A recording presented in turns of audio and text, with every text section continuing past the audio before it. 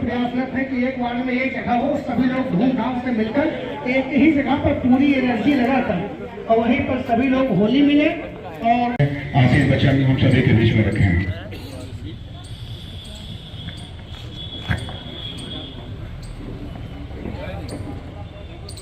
आदरणीय city magistrate साहब, CO साहब, नगर कोतवाल, हमारे व्यापार मंडल के आए हुए पदाधिकारी, सम्मानित हमारे बच्चे में सब पूरा ध्यान रखेंगे हर चीज का, कभी कोई परेशानी नहीं होगी। इसके लिए हम आपसे बस इतना ही बोल कर दोपहर कम से कम 1:30-2 बजे तक 3 बजे तक जो चलती है, हाँ पूरे दिन चलती रही, कभी नहीं हुई है। तो पानी की व्यवस्था रहे कि उसकी वजह से कोई दिक्कत ना आए। जहाँ जहाँ पर होलिका दहन होता है, होलिका दहन जो जिम्मेदार लोग करते हैं, वो लोग अगर जुलूस निकलता है तो जुलूस को बहुत ही जिम्मेदारी के साथ निकालेंगे और उसमें नरसिंह साल का होता है। उसके बाद में यहाँ से नरसिंह भगवान मंदिर में पहुँचती है और भरत मिलाप चौराहा से होते हुए हजरात, बहुत खुशी हो रही है कि आज हम लोग पीस मीटिंग के बहाने फिर एक दूसरे के दिल के जहन के बहुत करीब हो गए और बहुत ही बेहतरीन, बहुत ही अजीम त्यौहार है होली। और हमारा गोंडा तो अल्हम्दुलिल्लाह 2014 से तो बहुत अच्छा चल रहा है। जितनी तारीफ की जाए उतनी कम है। कोई भी त्यौहार हो और किसी भी माहौल में हो, बहुत ही खुशहाली और मुस्कुराते हुए माहौल में सारे त्यौहार हुए। पिछली बार जैसा कि अभी आपको पता हुआ कि जून को होली थी, इसके बावजूद बहुत ही खूबसूरत माहौल रहा।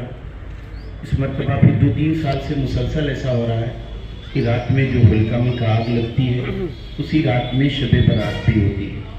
इस साल भी उसी रात में शब बारात है।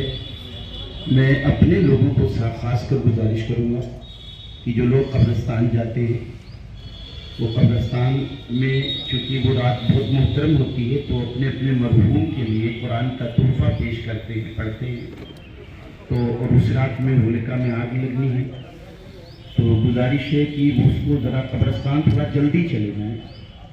और फिर रात जब आए तो हमारे कुछ बच्चे ऐसे हैं जो एक गाड़ी पे 3-3, 4-4 बच्चे बैठकर उस रात में लेफ्ट राइट करते हैं। जगने का मतलब ये बिल्कुल नहीं है कि हम सिर्फ रोड पे मस्ती करें, इसको इस तरह हम जाग लेंगे तो बहुत बड़ी पूजा, बहुत बड़ी इबादत हो जाएगी। जी नहीं, जितनी ही संजीदगी, जितने ही सुकून, जितने ही अच्छे रहेंगे आप, उतनी अपने अल्लाह के मालिक के करीब रहेंगे आप। और रही बात माहौल की, तो गोंडा में मैं खुद अल्हम्दुलिल्लाह करीब 25 साल से यहाँ रह रहा हूँ। मीना शाह के यहाँ पढ़ा रहा हूँ और ईदगाह का मैं इमाम हूँ। मैं भरत मिलाप चौराहा से गुजरा, एक दिन मीना शाह साहब के यहाँ से पढ़ा के लौटा 1 बजे के करीब, तो देखा बड़ी तेज होली चल रही थी। तो मैंने कहा ये क्या, मैं आगे ही गाड़ी लेकर पहुँच गया, बाइक लेकर। तो मैंने कहा ये क्या है, तो 5-6 बच्चे जवान, ये नहीं कि मुझको रंग नहीं लाए, वो करीब आए, हंसने लगे, कहे मौलाना जी आज होली। तो मैंने कहा आज कौन सी होली?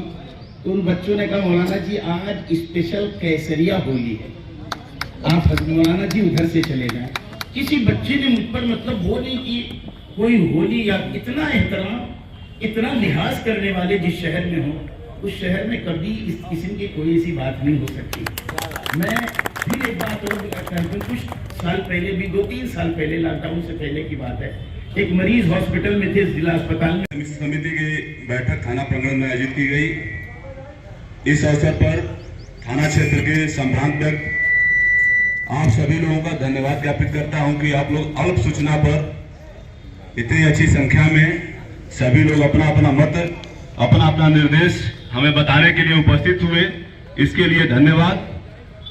इस अवसर पर मैं आप सभी को अवगत कराना चाह रहा हूं, इस वर्ष होलिका दहन के दिन ही शब बारात का त्योहार भी हमारा है।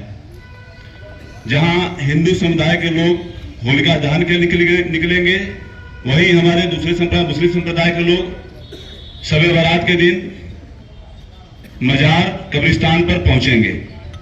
हमें दोनों संप्रदाय के लोगों को आपसी तालमेल, सौहार्द बनाते हुए दोनों त्योहार शांतिपूर्वक, सकुशल, सुखमय वातावरण में मनाना है। इसके लिए हम दोनों को ये ख्याल रखना पड़ेगा, जहां लग रहा कि ये है तो हम कट के निकल जाएं, हम साइड से निकल जाएं, जहां लग रहा वो खेल रहे हैं तो हम उससे बच के निकल जाएं। ये नहीं जैसे मौलाना जी ने कहा, बहुत अच्छी बात बताया इन्होंने कि वहां रंग खेल रहे हैं, आप बीच में जाके घुस जाए उसमें, अगर पड़ गया तो फिर समस्या होगी। आप वहां प्रयास करिए न जाए, उधर खेल रहे हैं कोई और रास्ता उधर से निकल जाए। दूसरे के लिए है कि अगर कोई आ गया अचानक कहीं से, तो ये नहीं कि कैसे इधर से आ गया, आप 2 मिनट के लिए रंग रोक लीजिए, निकल जाने दीजिए उनको। उसमें आपकी मानता है, उनकी मानना, वो छोटे हो जाएंगे, नहीं आप छोटे हो जाएंगे। तो दोनों लोगों के लिए, दोनों की जिम्मेदारी है ये। दोनों लोग समाज के अंग हैं, दोनों अगर सही सलामत है तभी समाज पूरा है हमारा। एक तरफ से कहीं विवाद होगा तो ऐसा नहीं कि विवाद होगा तो मोहल्ला केवल एक मोहल्ले में होगा, पूरा कस्बे में समस्या आएगी, उसको झेलेंगे हम आप सभी। तो छोटी सी गलती से बड़ी गलती हो जाती है, पूरे शहर परेशान होता है। तो हमें आप सभी को ये ख्याल। आदरणीय सिटी मजिस्ट्रेट साहब, प्रभारी निरीक्षक कोतवाली नगर और पीस कमेटी के सभी सम्मानित सदस्यगण और हमारे जो भी मीडिया के भाई हैं जो हमारे साथ कदम से कदम मिलाकर हर क्षेत्र में खड़े रहते हैं। देखिए, सबसे महत्वपूर्ण चीज जो होली के त्योहार है, उसके पहले 7 तारीख को शब बारात भी है। हम वहीं से शुरू करेंगे। शब बारात है, उसी दिन होलिका दहन भी है। जैसा कि अभी उसमें ये कुछ लोगों द्वारा बताया गया कि उसमें कई रास्ते हैं, इन रास्तों से जाएं ना जाएं, तो कोई देखिए बंदिश नहीं है। जो भी कार्यक्रम होने हैं, जैसे परंपरागत रूप से चीजें चली आ रही थी, बिल्कुल कार्यक्रम परंपरागत ही होगा। ऐसा नहीं है कि कोई रूट परिवर्तन होना है। मान लीजिए उस दिन जुलूस भी निकलेगा, तो ये भी नहीं है कि कोई रूट परिवर्तन होगा, ऐसा नहीं है। कोई होलिका दहन नहीं पहले रखी जाती थी, और इस बार होलिका दहन कोई रखना चाह रहा हो तो उसके लिए बाकायदे पहले परमिशन लेनी पड़ेगी, उसके बाद ही वो रख सकता है। या कहीं परंपरागत रूप से होलिका दहन हो रहा है, वो चाह रहा है कि नहीं हम कहीं और करना चाहते हैं, तो ये भी संभव नहीं है। होलिका दहन जहां होता था होलिका दहन वही होगा। कहीं भी स्थान परिवर्तन कोशिश मत करिएगा कि स्थान का परिवर्तन हो। जैसे कि अभी एक भाई ने बताया कि उनके यहाँ एक होली में दिक्कतें होती है, एक बीच में नाला आ जाता है, तो उसको जो है नाला अब तो देखने के बाद ही पता चलेगा कि उसकी वस्तुस्थिति क्या है, कि उसमें क्या जो हम लोग कर सकते हैं। तो ऐसे जो चीजें आई हैं उसमें हम लोग सुधार की गुंजाइश है, तो उसमें जरूर आप सबकी सहमति से, बिना आपके सहमति से, दोनों पक्षों की सहमति से हम लोग उसमें कुछ नहीं कर सकते हैं। उसमें आम सहमति से ही उसको हम लोग निस्तारण करने की कोशिश करेंगे। अपने से कहीं भी आप कानून को अपने हाथ मत लीजिएगा। कहीं कोई बात होती है हम लोगों को बताइएगा, शासन प्रशासन के नॉलेज में लाइएगा, उसको जो बेहतरी उसमें हो सकती है, जो अच्छे से अच्छा निस्तारण हो सकता है, हम लोग कोशिश करेंगे कि उसका निस्तारण किया जाए। और जो कई चीजें आप लोगों के द्वारा बताई गई हैं वो हम लोगों ने नोट की हैं, उसको हम लोग कोशिश करेंगे कि जल्दी से जल्दी निस्तारण करा लें। एक जो सबसे महत्वपूर्ण चीज है, जैसा कि अभी अंकुर जी ने बताया कि सोशल मीडिया पर जो कुछ चीजें ऐसी होती हैं जो यहाँ की नहीं होती हैं। पता ही चलता है किसी दूसरे जनपद की कोई आपत्तिजनक पोस्ट है या कुछ इस तरह की चीजें हैं जिससे शांति व्यवस्था भंग हो सकती है, और वो सोशल मीडिया पर वायरल कर दी जाती है। इसके वजह से जो है स्थिति थोड़ा सा पैनिक हो जाती है।